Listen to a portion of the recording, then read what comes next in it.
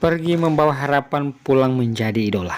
Owan Bualemo, sang jawara dangdut Akademi 6 Indosiar, kini menjadi idola baru bagi penikmat musik dangdut tanah air. Owan berhasil bikin bangga masyarakat Gorontalo, khususnya masyarakat Kabupaten Bualemo.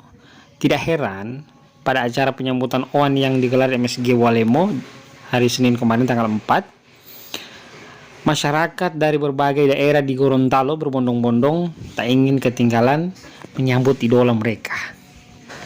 Jadi sang idola lagi menikmati hidangan yang disediakan, makanan khas Gorontalo. Dan ibu-ibu juga banyak yang antrian mau foto bersama dengan idola mereka. Jadi mohon bersabar ibu-ibu. Jadi guys, karena keberhasilan Owan mendapatkan hadiah uang tunai dari pemerintah Kabupaten Bualemo. Penyerahan bonus tersebut diserahkan secara simbolis pada saat konser Owan Bualemo.